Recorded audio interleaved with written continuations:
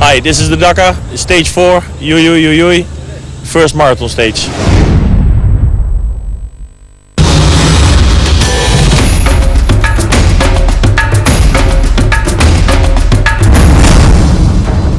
Today we travel to the land of the Incas, in the heights where altitude adds its own beauty to the landscape that we traverse.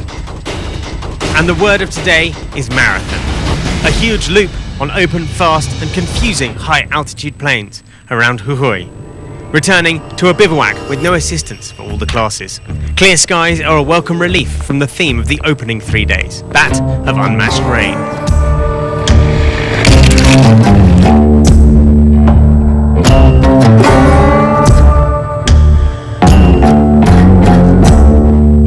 I work through the wind, I work through the hail, I work through the storm, hammer and nail. I worked on the crowd, but the rain never stopped. Rain, running me down.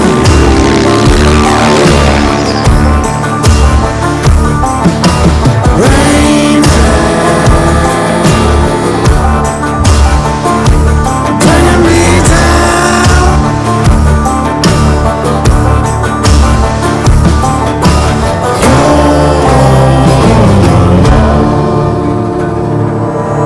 I worked in the north, I worked in the south, I've worked out west, through the worst and the best, trucking through fog, checking out ice, a deadpan frown, while the rain washed down. Rain, bringing me down.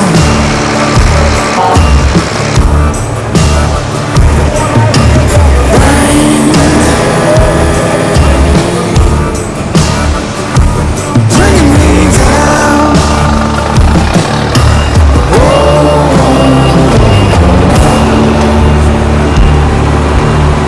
How did they say it? Dakar?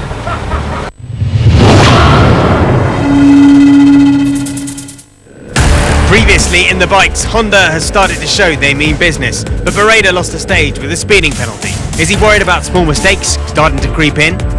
Truth is, everything is okay. It's okay. I think when we get to the second week, the gaps, they're going to get bigger. Bereda's penalty meant that history was made as Dakar rookie Kevin Benavides won stage 3. I'm the first Argentinian to win a stage on a bike. And right now, I'm pushing 100%. I want to do the best I can. A new KTM star roses Antoine Meo found his form on the third day. But the best KTM and new race leader is Slovakian privateer Stefan Svitko. 2 great stages have put him in contention. I didn't expect this. I wanted to be in the top 3 in this Dakar, but there was no way that I expected to lead the race at this point.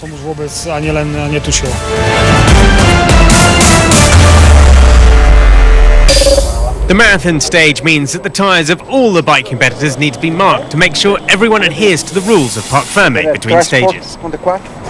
We consider that the marathon sage is one and only one stage. It's happening between today and tomorrow. For this reason, we've decided nobody will be allowed to change their tyres. We have marked all the tyres yesterday for all the bikes and all the quads. They're allowed to switch and change their tyres with each other on the liaison, but not in parc fermé. It's a true closed parc fermé. They won't be allowed to touch the bike at all. Normally they should be able to do the 2 stages with the same tyres.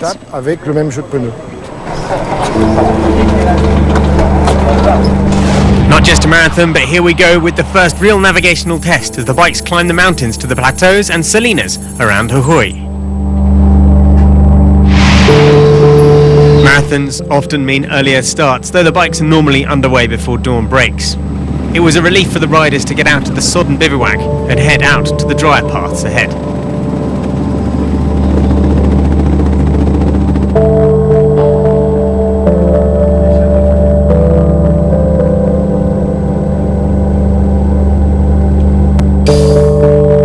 riders wound their way through the region of Lapona, we found our erstwhile rally leader Stepan Svitko. The Slovakian lost 7 minutes today. Strategy is everything in these marathon stages, and Svitko definitely seemed to be playing the long game. Today was both about speed and conservation, mostly of tyres. Bereda pushed his equipment the most, and it was he who actually paid the price, with his second penalty for speeding in 2 stages. This time it cost him 5 minutes, robbing him of all his advantage, and more. That gives the stage win to his teammate Paulo Gonçalves, and with it the dubious honour of opening the road tomorrow, something that's been a bit of a black sheep so far this year. Gonçalves himself lost time at the end after getting confused when the trails got more technical, but he had some help getting to the line. That help came from Kevin Benavides, whose strong pace today, riding with his Honda teammate, saw him take 3rd place, and with it, keep 2nd in the overall standings.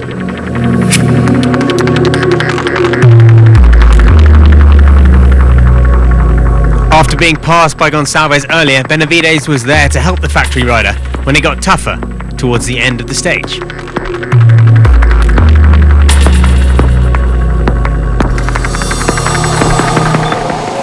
In the end, Paulo followed me, and we arrived here together. It was a good stage. It was really fast in one part, and then after that we had a route that was really technical.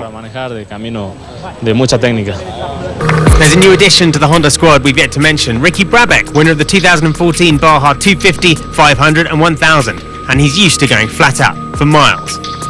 The 24-year-old seems to be enjoying his new racing goal and grabbed 9th today for 17th overall. The altitude was kind of taking away power, so it was a little bit slow in the morning, but other than that, the stage was really, really fast.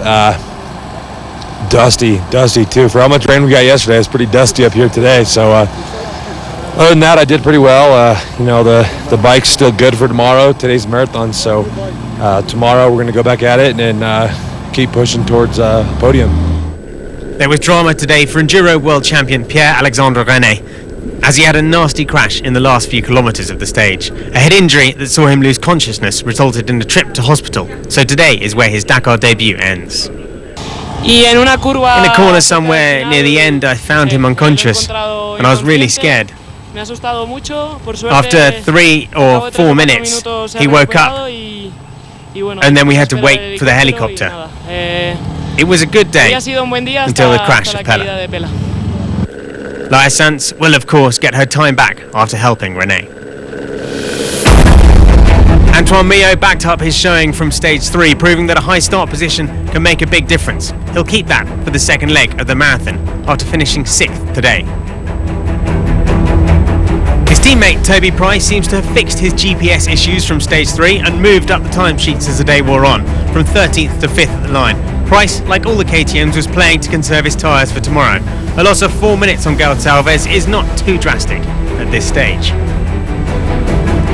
And after almost running out of fuel yesterday, Ruben Faria, like Price, started outside the top 15, just behind the KTM rider. By the end, he gained a little over 2 minutes on Price, which was enough for 2nd on the day. But in terms of outright pace, he was the only KTM or Husqvarna rider to get near the Hondas and their pace. It was something that slightly perturbed 14th place finisher Matthias Walkner, as he struggled to understand how to keep up with the Hondas.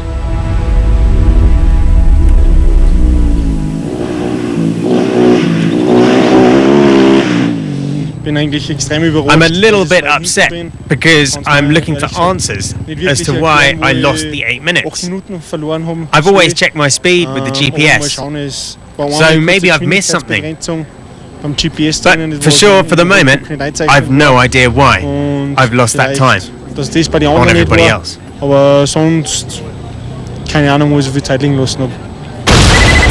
A 2.5 minute win then for Gonçalves, with Faria grabbing 2nd by 2 seconds from Benavides. Bereda, despite his penalty, still sneaking ahead of Price. In the overall, it's still a Honda lockout on the top 3, with Svitko dropping to 4th and Faria 2 seconds behind in 5th. Tonight is Parc Fermé, and it's already throwing up its own unique problems for some of our Dakar competitors as they look after their own bikes at the end of the stage. I really struggled on the straights, while the Hondas were flat out. Then there was a speed limited zone in the liaison, and my GPS locked itself at 50 kilometers an hour. So I rode 35 Ks at 50 and almost arrived late. And I had no time to work on the bike.